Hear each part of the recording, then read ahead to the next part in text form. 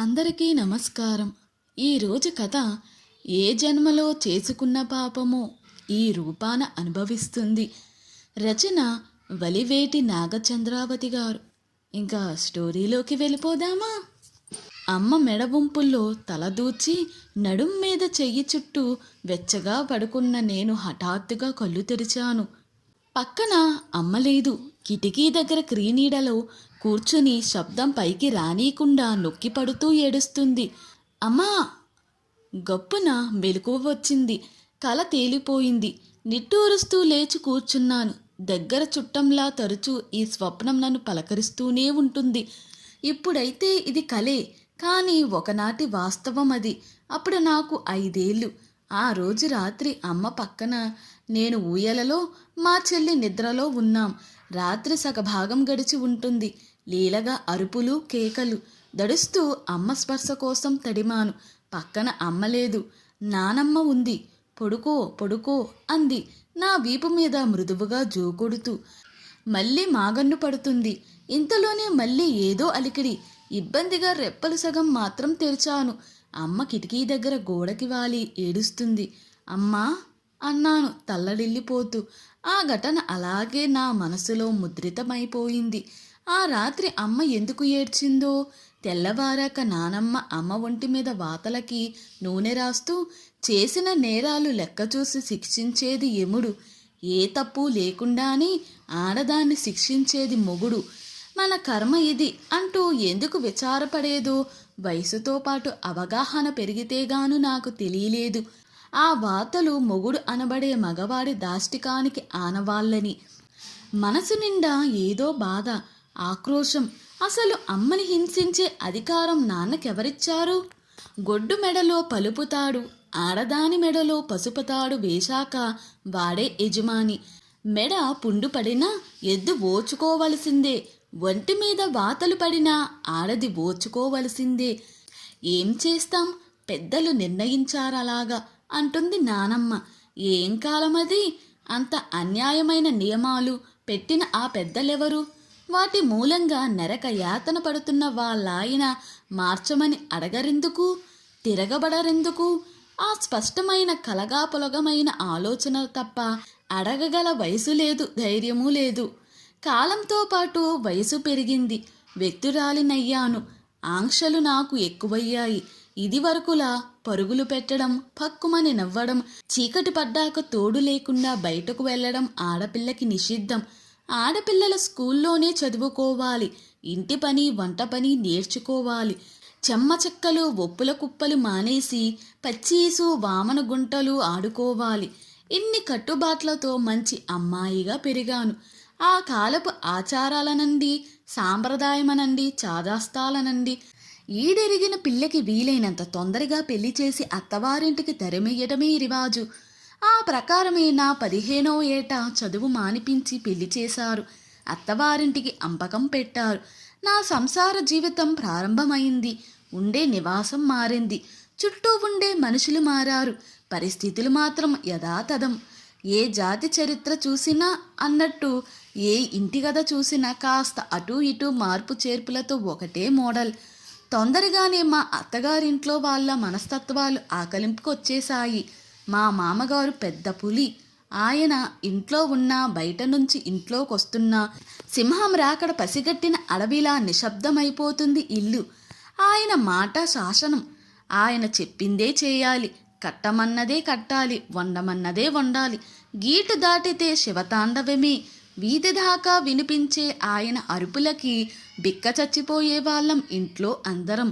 ముఖ్యంగా ఆడవారి పట్ల ఎంత నిర్దయుడంటే, నేను ఈ ఇంట్లో అడుగు పెట్టడం తరువాయి ఆయన చేసిన నిర్వాకం పని మనిషిని మానిపించేయడం. 3 ఆడంగులున్నారు తిని కూర్చుంటూ. ఆ మాత్రం ఇంటి పని చేసుకోలేరు. అది కారణం. ఇంటి పని అంటే తేలికగా ఉండడానికి ఇప్పటి రోజులా అవి మిక్సీలు, గ్రైండర్లు, వాషింగ్ మిషన్లు లాంటివి ఉంటాయని కూడా ఊహించని కాలమది. కట్టెల మీద వంట, పొగ, కళ్ళు మంటలు, మాడిన గిన్నెలు, మాసిన బట్టలు, రుబ్బురోలు, రోకలి బండ, పెరట్లో 2 గేదెలు, 3 చేసినా తెమలని పని. ఒళ్ళు హోనమయ్యే చాకిరి. మామగారు లెక్కేసిన 3లో మా అత్తగారు ఒకరు. ఆవిడకి ఉబ్బసం. దానికి తోడు కీళ్ల నొప్పులు. 10 నిమిషాలు నిలబడితే పావుగంట ఆయాసపడేది. పాపం ఆవిడ రోగిష్టితనం అంటే కూడా మా మామగారికి విసుగే. ఏలినాటి శనివి, నిన్ను నా కంటగట్టారు మీ వాళ్ళు అని కసిగా అరుస్తుండేవారు. ఇక మా ఆడబడుచు ప్రభావతి బాల్య వితంతువు. పెళ్ళైన 2 ఏళ్లకే భర్తను పోగొట్టుకుని పుట్టింటికి వచ్చి చేరింది. నేను ఈ ఇంటి గృహప్రవేశం చేసేదాకా పని మనిషి సాయంతో ఇంట్లో పనంతా ఆమె చక్కబెట్టేది. ఇప్పుడు ఆ పని మనిషి స్థానంలో నేనొచ్చాను. ఆవిడంటే నాకు జాలి. నేను కాస్త మంచి చీర కట్టుకున్నా, తల్లో కాసిన పూలు పెట్టుకున్నా తన కళ్ళు వెలిగక్కే అసూయను కూడా నేను అర్థం చేసుకోగలను. పాపం నిండా 25 ఏళ్ళు లేవు. తెల్ల చీర కట్టుకుంటుంది, వేలుముడి వేసుకుంటుంది. తను ఎదురొస్తే దశకునమట. లేవంగానే కనబడితే తల్లి కూడా మొహం చిట్లించుకుంటుంది. వీధి మొహం చూడనివ్వరు. మా మామగారైతే ముందు సావిట్లో అడుగుపెట్టినా రంకెలేస్తారు. విధి వంకరంగా చూసింది చాలదా, చుట్టూరా మనుషులు కూడా ఎందుకామనంతగా అవమానిస్తారు. పూర్తిగా విప్పారకుండానే రేఖలు చిదిమేసిన పువ్వులాంటి ఆమెను చూస్తే మనసు కలిచినట్టవుతుంది నాకు. ఏ జన్మలో చేసుకున్న పాపమో ఈ రూపాన అనుభవిస్తుంది. ఆ భగవంతుడు విధించిన శిక్షని మనం రద్దు చేయగలమా? ఈ జన్మనిలా వెళ్ళమార్చవలసిందే అంటుంది మా అత్తగారు. ఏం కొంచెం పెద్ద మనసు చేసుకుని ఆమె రాతని సరిచెయ్యలేరా వీళ్ళు అంటుంది నా బుద్ధి. నాకొచ్చే భావాలని ఆలోచనలని ఎవరితో పంచుకోను? కన్నవారిని వదిలి ఎవరిని నా అనుకుని వచ్చానో ఆయన దగ్గర కూడా నా మనసు విప్పలేని అంత చనువు నాకెప్పుడిచ్చారా ఆయన? మామగారిలా నోరు చేసుకోకపోవచ్చు కానీ సేవ చేయటంలో దాసిగా, కడుపు నింపటంలో తల్లిగా, పడక గదిలో రంబగా వాడుకున్నారే తప్ప సలహా అడగటంలో మంత్రిగా నాకు అవకాశమే ఇయ్యలేదు. సహధర్మచారినిగా గౌరవించలేదు. అర్ధాంగిగా తనతో సమాన స్థానం ఇయ్యలేదు. అన్నింటా ఏకపక్ష నిర్ణయమే. సంవత్సరాలు గడుస్తున్నా మా నడుమ అదే పరాయితనం. మగవాడినన్న అహంతో నా మనసు చూరగనాలనే ప్రయత్నం ఆయన చెయ్యలేదు. ఈయన నా మనిషి అన్న అర్ధభావం నాకు ఎప్పుడూ కలగలేదు. తప్పనిసరిగా ఒకే బాటన నడుస్తున్న బాటసారులం అంతే. లోపల ఇంతలా మదన పడతానే గాని ఎదురుపడి మీ ఏకఛత్రాధిపత్యం ఏమిటా అని ఎందుకు ప్రశ్నించలేను? ఆయన్ని చూడగానే ఏదో తప్పు చేసినట్టు ఎందుకు జంకుతాను? తరతరాలుగా నరనరాన జీర్ణించుకుపోయిన బానిసత్వ గుణం ముందుకు అడిగేయనివ్వట్లేదా? ఆనాడు నేను చెయ్యలేని పని నా కూతురు లావణ్య చేసింది. నేనతన్ని చేసుకోను. నాకతను నచ్చలేదు. కుండబద్దలు కొట్టింది లావణ్య. ఉక్కిరి బిక్కిరయ్యారు నా భర్త. చిన్నప్పటి నుంచి అది కొంచెం పెంకి, మాట పెలుసు అని తెలుసుగాని ఇంత సాహసం చేస్తుందని మాత్రం నేను అనుకోలేదు. 2 రోజుల క్రితం సంప్రదాయ పద్ధతిగా మొదటిసారి పెళ్లి చూపులు జరిగాయి. పిల్ల నచ్చిందని కబురు వచ్చింది వాళ్ళ నుంచి. తొలిగా చూసిన సంబంధమే కుదిరిపోతుంటే ఆడపిల్లకి ఎంత అదృష్టం కలిసొచ్చినట్టు. ఇంటిల్లపాది ఏనుగెక్కినంత సంబరపడిపోతున్నాం. కట్నాలు లాంఛనాలు మాట్లాడేసుకుని నిశ్చితార్థానికి ముహూర్తాలు కూడా పెట్టేసుకుంటే మంచిదనుకుంటున్నప్పుడు విచ్ఛేదనం చేసింది లావణ్య.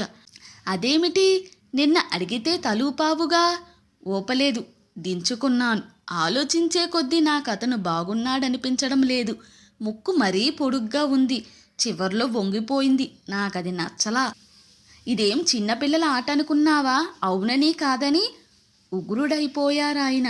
ఎందుకు అరుస్తారు? ఆట కాదిది, నా పెళ్లి విషయం. అందుకే సీరియస్గా చెబుతున్నాను. మీకులా దొరికిందే మహాప్రసాదమని రాజీ పడదలుచుకోలేదు. తనూ గొంతు పెంచేస్తూ అంది లావణ్య. చప్పున చల్లారిపోయారాయన. ఇంటి తగువు రచ్చ చేసుకుంటే పోయే పరువెవరిది? చివరికి కూతురి మొండితనానికి లొంగక తప్పలేదు పాపం మా వారికి. అప్పటిగాని నాకు తెలియలేదు విప్లవానికి ఎంత శక్తి ఉందో. గౌతమ్ని వరుడిగా లావణ్య ఊకొట్టాక ఊపిరి పీల్చుకున్నారు నా భర్త. తల ఎగరయ్యలేదు గాని ఆ విజయం తాలూకు గర్వం, మెరుపు లావణ్య కళ్ళల్లో చూశాను నేను. పెళ్లి చేసి కాపురానికి పంపించేటప్పుడు అందరితో కలివిడిగా ఉండు, పెద్దవాళ్లతో వినయంగా ఉండు. భర్త మాటకి సంప్రదాయం కొనసాగించబోయాను. ఎవరితో ఎలా ఉండాలో నాకు తెలిసిలే, నువ్వేం నాకు చెప్పనక్కర్లేదు అంది అది. నిజమే, నా కూతురు సమర్థురాలు. నాలా పిరికిది కాదు. తన జీవితాన్ని తెలివిగా ధైర్యంగా సరిదిద్దుకోగలదు. నేననుకున్నట్టే లావణ్య ఆ ఇంట గెలుపు సాధించి తనదైన ముద్రతో విజయ పతాకం ఎగరేసింది. కానీ నేను ఆశించినట్టు గాంధేయ మార్గంలో కాదు. గౌతమ్ చాలా నెమ్మదస్తుడు. మొహం మీద చిరునవ్వు, మాటలో సౌమత్య చెదరనివ్వడు. ఎప్పుడు చూసినా అప్పుడే ధ్యానంలోంచి కళ్ళు విప్పిన వాడిలా ప్రశాంతంగా ఉంటాడు. ఇక నా కూతురు తుఫాను, ఉరికే జలపాతం, గొంతులు వేసే లేడిపిల్ల. వ్యతిరేక దవాలు ఆకర్షించుకుంటాయనేది సిద్ధాంతం. లావణ్య అందానికి, వాక్చాతుర్యానికి ఫిదా అయిపోయాడు గౌతమ్. మగని ఈ బలహీనత ఆధారంగా ఆ ఇంట సారథ్యం తన చేతుల్లోకి తీసుకుంది సులువుగా. అత్తగారిని వంట ఇంటికి పరిమితం చేసింది. ఏం వండాలో, ఎంత వండాలో లిమిట్స్ పెట్టింది. ఏదో చిన్న ఉద్యోగం చేసి రిటైర్ అయిన మామగారిని ఎప్పుడూ విశ్రాంతంటూ ఆ పడక కుర్చీలో పేపర్ పట్టుకు కూర్చోకండి, ఆరోగ్యం చెడుతుంది. పెరట్లో బోలెడు ఖాళీ స్థలముంది, కూర మొక్కలు వేసి వాటి సంరక్షణ చూడండి, మీకు కాలక్షేపంగానూ ఉంటుంది, ఎక్సర్సైజ్ చేసినట్టుగానూ ఉంటుంది, మనకు కూరల ఖర్చు కలిసి వస్తుంది అని 60 ఏళ్ళ ఆ వృద్ధుడికి హితోపదేశం చేసింది. డిగ్రీ పూర్తి చేసి ఉద్యోగం కోసం నిరీక్షిస్తున్న మరిదిని అలా ఫ్రెండ్స్ దగ్గరికని, మాల్స్కని బలాదూరు తిరుగుళ్ళు తిరగపోతే నలుగురు పిల్లలకి ట్యూషన్లు చెప్పరాదు? నీ అప్లికేషన్కైనా వస్తాయి కదా. మీ అన్నయ్య ఒక్కరు ఎంత బరువని మోస్తారు? చిన్న పిల్లాడివి కాదు, అర్థం చేసుకో అని బుద్ధులు చెప్పింది. అందరికీ పనులప్పగించి తను మాత్రం రింగ్ మాస్టర్లా అందరినీ కంట్రోల్ చేసే బాధ్యతను తలకెత్తుకుంది. మొదట్లో కాస్త ఒద్దికగానే చెప్పింది. రాను రాను శాసించడం దాకా వచ్చింది. ఈ మోకని పోషించలేక మా ఆయన, అడ్డమైన సేవలు చేయలేక నేను చచ్చిపోతున్నాం అని గత్తర చేయడం కూడా నేర్చుకుంది. ఓర్పుకి కూడా ఓ హద్దుంటుంది. అది దాటితే అప్పట్నుంచి ఆ ఇంట్లో కీచులాటలు తలెత్తాయి. గంగిగోవులా ఉండే మామగారి నోరు, నోట్లో నాలికే లేదు అనుకునే అత్తగారి నోరు లావణ్య పుణ్యమా అని ఇంట్లో వాళ్ళకే కాదు బయట వాళ్ళ చెవులికి కూడా వినిపిస్తున్నాయి. నిన్నగాక మొన్నొచ్చావు, మా మీద నీ పెత్తనమేమిటి అంటుంది అత్తగారు. నిన్నొచ్చినా మొన్నొచ్చినా ఈ ఇల్లు, ఈ సంసారం ఇప్పుడు నావి. నాకు నా భర్త తప్ప మిగిలిన వాళ్ళందరూ ఎక్స్ట్రాని. నా చెప్పు చేతల్లో ఉంటారా సరే, లేదంటే మీ తోవ మీరు చూసుకోవలసిందే. సరిగ్గా ఈ మాటల్లోనే చెప్పకపోయినా లావణ్య చెప్పే సమాధానానికి అర్థమదే. పాపం గౌతమ్ పరిస్థితి అడకత్తెరలలో పోకచందమైంది. తల్లిని తప్పు పట్టలేడు, భార్యని మందలించలేడు. అప్పటికీ ప్రయత్నించాడొకసారి భార్యకు నచ్చ చెప్పాలని. మీకేం తెలీదు, మీరూరుకోండి. ఎవరిని ఏ స్థానంలో ఉంచాలో నాకు బాగా తెలుసు. నాకెందుకని నేను ఊరుకుంటే మీ అమ్మ ఎంతంత వండి మిగిలింది పని వాళ్ళకు పారేస్తుంది. మిగతా మీ పరివారం సోమరుల్లా తయారై బట్టలు, నగలు, గుళ్ళు, గోపురాలని ఒకరు, గ్యాడ్జెట్స్, విహారాలు అని ఒకరు, ఎన్ని విధాలుగా డబ్బులు తగలబెట్టడమా అని ఆలోచిస్తుంటారు. మరి మన భవిష్యత్తు, పుట్టబోయే బిడ్డలు, పెరిగే సంసారం గురించి నేను జాగ్రత్త పడొద్దా? అంచేత నేనేం చేసినా మన మంచికే, మీరు గమ్మునుండండి, అంతా నేను చూసుకుంటాను అంది లావణ్య. గొడవ పెంచడం ఇష్టం లేక అప్పటికి ఊరుకున్నా భార్య గయ్యాలితనం మితిమీరిపోయినప్పుడు విసుగెత్తిపోయి తరచూ అతను నోరు చేసుకునేవాడు. దానాదీనా ఆ ఇంట్లో ఎప్పుడూ యుద్ధ వాతావరణమే. మా బంధువుల ఇంట్లో ఓ శుభకార్యానికి వెళ్ళినప్పుడు అక్కడ కలిశాను లావణ్య అత్తగారిని. మీ అమ్మాయి మీద చాడీలు చెబుతున్నానని అనుకోకండి అంటూ కోడలి నిర్వాకమంతా చెబుతూ, మా మధ్యన నా కొడుకు నలిగిపోతున్నాడు వదినగారు, చూడలేకపోతున్నాం. చిన్నవాడికి ఏదైనా ఉద్యోగం దొరికితే ఆ నరకంలోంచి వెళ్ళిపోతాం. అందుకోసమే రోజు ఆ దేవుణ్ణి మొక్కుకుంటున్నాను అంటూ కళ్ళొత్తుకున్నదావిడ. సిగ్గుతో తల వంచుకున్నాను నేను. నీకింత గడుసుతనం ఎలా అబ్బిందే? కోపంగా అడిగాను నా కూతుని తరువాత. లేకపోతే నీకులా చచ్చుగా పడి ఉండమంటావా? అది నా వల్ల కాదు. అయినా ఎప్పుడూ మగవాడి ఆధిపత్యానికి లోబడే ఉండాలా? పద్ధతి మార్చాలి అనిపించింది, మార్చి చూపించాను అంది విలాసంగా. మార్పు మంచిదే, కానీ ఈ రకంగానా? అమ్మమ్మ అంటూ 2 చేతులతోనూ పొదవి పట్టుకుని నన్ను ఆహ్వానించింది నా మనవరాలు వెన్నెల. ఆ నులివెచ్చని కౌగిలిలోని ఆప్యాయతకు పొంగిపోయింది నా మనసు. తనతో పాటే వచ్చి నా పాదాలు తాకి నమస్కరించాడు వెన్నెల భర్త గోపీకృష్ణ. విదేశంలో పెద్ద చదువు చదివి వచ్చినవాడతను. ఏ భేషజము లేకుండా ఈ ముసలిదానికిచ్చిన గౌరవానికి ఉబ్బెత్తిబ్బిబ్బయ్యాను. మా వాళ్ళు ఉత్తర దేశ యాత్రలకు వెడుతూ భారంగా ఉన్న నా భారాన్ని తాత్కాలికంగా వెన్నెల మీద మోపి నన్నిక్కడ దిగబెట్టారు. వెన్నెల వాళ్ళది చాలా పెద్ద ఇల్లు.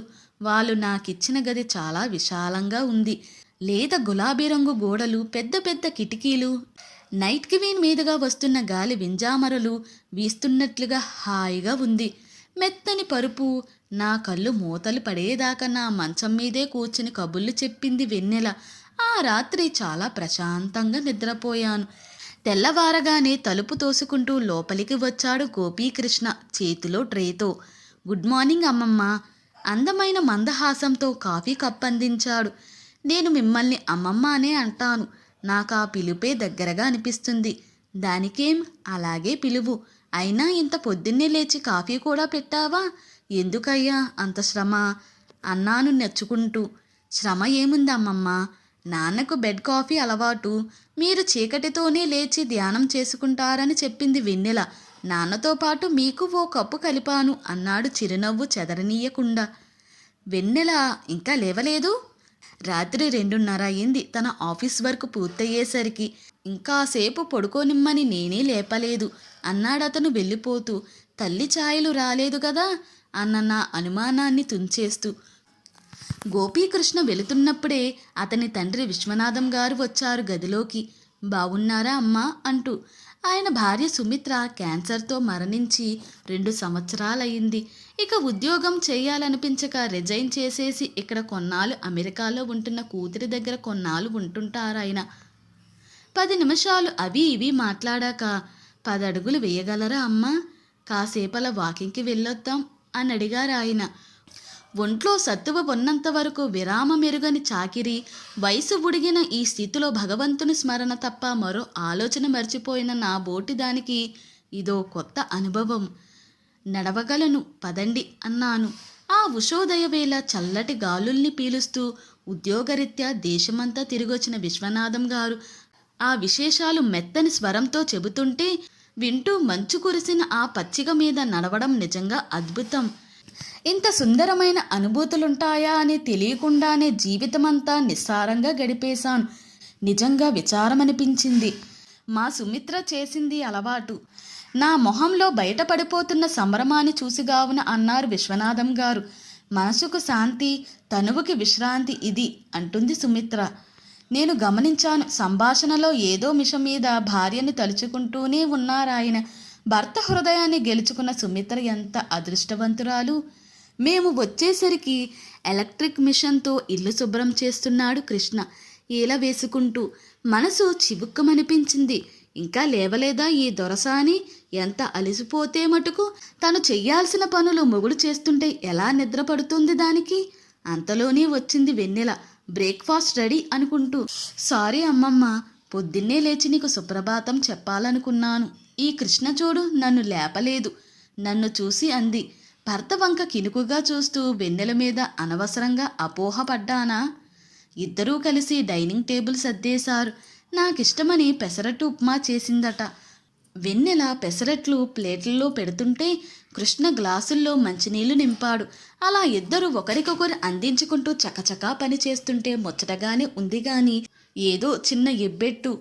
రచ్చలో కూర్చోవలసిన రాజేంద్ర భోగి ఇలా మంచినీళ్ళు పచ్చళ్ళు వడ్డిస్తూ రా అమ్మమ్మ అంటూ వెన్నెల పిలిచింది. నాకు మొహమాటం వేసింది. మగవాళ్ళు తిని వెళ్ళిన తరువాతే ఆడవాళ్ళం తినడం ఇప్పటికీ మా ఇంట అలవాటు. మరి ఎంత పని రద్దీలో ఉన్నా ఉదయం బ్రేక్ఫాస్ట్కి, రాత్రి డిన్నర్కి అందరం డైనింగ్ టేబుల్ దగ్గర కలవాలన్నది మా అత్తగారు పెట్టిన నియమం. బాంధవ్యాలు బలపడేందుకు ఇదో సూత్రం అంటారేమో. నా చెయ్యి పట్టుకుని బలవంతాన కూర్చోబెడుతూ అంది వెన్నెల. లోకం విడిచి వెళ్ళిపోయిన ఆమె మాటకెంత విలువ! ముందు తడబాటుగానే ఉన్నది గాని నలుగురం కబుర్లు కలబోసుకుంటూ నవ్వులు చిలకరించుకుంటూ ప్లేట్లలోని రుచుల్ని ఆస్వాదించడం నీరసం రోగికి గ్లూకోజ్ ఇంజెక్షన్ల నా స్తబ్దతని కరిగించాయి, ఆనందాన్ని కలిగించాయి. పలహారం పూర్తయింది. వెన్నెల టేబుల్ క్లీన్ చేస్తుంది. కృష్ణ అయితే అలవాటైన పనిలాగా గబగబా ఎంగిలి ప్లేట్లు సింకులో వేసి కడిగేస్తున్నాడు. నువ్వీ ఆడపనులన్నీ చేయటం నాకు నచ్చడం లేదయ్యా. లే, ఇవి నేను కడుగుతాను అన్నాను మందలింపుగా, అతని చేతిలోని ప్లేట్ కోసం చెయ్యి చాపుతూ. పాతకాలం వాసనలు పోలేదు మరి, కృష్ణ మందహాసం చేశాడు. మీరు మా తాతల నాటి రూల్స్ చెబుతున్నారు అమ్మమ్మ. మా జనరేషన్లో ఆడపని మగపని అని కేటాయింపులు లేవు. ఆడవాళ్ళని బానిసలాగా 4th గ్రేడ్కి తొక్కేయటమూ లేదు. మగవాడికి కిరీటం పెట్టి సింహాసనము ఎక్కించటమూ లేదు. ఇప్పుడు అందరూ సమానమే. ఆలోచించండి అమ్మమ్మ, మీరు పురుష లక్షణంగా భావించే ఉద్యోగం నాతో పాటు వెన్నెలా చేస్తుంది. మరి ఇంటి పని కూడా తన మీదే రుద్దడం సబబా? ఆ శ్రమలో సగం నేను పంచుకుంటే తప్పేమిటి? చిన్నతనం ఎందుకు? కష్టంలోని సమాన భాగస్వాములం అవటమే కదా దాంపత్యం అంటే. ఎలా అబ్బింది తనకి ఇంత విశాలమైన ఆలోచన ధోరణి? నా మనసులో ప్రశ్న చదివినట్టు. మా అమ్మ నాన్న స్నేహితుల్లా ఉండేవారు అమ్మమ్మ. నన్ను మా అక్కని ప్లస్ మైనస్ అని ఎప్పుడూ ఎక్కడా భేదం చూపించలేదు. చదువుతో పాటు ఇద్దరికీ ఇంటి పని వంట పని సమానంగా నేర్పించింది మా అమ్మ. ఆ విధానమే మాది కూడా. ఈ పద్ధతి సరికాదంటారా అన్నాడు కృష్ణ. తల్లంటే ఎంత గౌరవమో అతని కళ్ళు చెప్తున్నాయి. నా మొహంలో మెప్పుదల అతను కనిపెట్టాడు. కొన్ని తరాలు దాటి వచ్చారు మీరు. చెప్పండి అమ్మమ్మ, ఇంట్లో ఎవరో ఒకరు ఏకఛత్రాధిపత్యం కఠినంగా సాగించినా మీ కాలం నచ్చిందా? ప్రజాస్వామ్యం లాంటి ఈ రోజులు నచ్చాయా? నిజం చెప్పండి. ఏం చెప్పను? 10 రోజులు ఉన్నాను నేనక్కడ. సుమిత్ర వంటి మాతృమూర్తి శిక్షణలో పెరిగిన కృష్ణ వెన్నెలను సహధర్మచారినిగా గౌరవించడం, ప్రియురాలుగా ప్రేమించడం నేను చూశాను. స్వార్థంతో నిరంకుశ ప్రవర్తనతో అందరినీ దూరం చేసుకున్న తల్లి దూర్తత్వం చూసిన వెన్నెల తను మాత్రం అలా కాకూడదనుకుని ఉంటుంది. అన్ని విధాలా భర్తకి సహకరిస్తుంది. నా వాళ్ళు నీ వాళ్ళు అని విడదీయక మనవాళ్ళు అంటుంది, ఆదరిస్తుంది, ఇల్లు స్వర్గం చేసుకుంటుంది. నాకు ఎన్నో జాగ్రత్తలు చెబుతూ రైలెక్కించారు నా మనవడు మనవరాలు. రైలు కదిలింది. చెయ్యూపుతూ నాకు వీర్కోలు చెబుతున్న ఆ జంటను మనసారా ఆశీర్వదించాను. హెచ్చుతగ్గుల దారిని వదిలించుకుని స్వయంగా పూలబాట పరుచుకుంటున్న యువతరం వీళ్ళు. ఎంత బాగుంది ఈ సమానత్వం. వెనక్కి వాలాను తృప్తిగా. గతం లాంటి చెట్టు పుట్టల్ని వెనక్కి నెట్టేస్తూ రైలు ముందుకు దూసుకు పెడుతుంది. ఇంతటితో ఈ స్టోరీ ముగిసింది. ఈ స్టోరీ కనుక మీకు నచ్చినట్లయితే మరియు నా ఎక్స్ప్లెనేషన్ కనుక మీకు నచ్చినట్లయితే ప్లీజ్ లైక్, షేర్, సబ్స్క్రైబ్.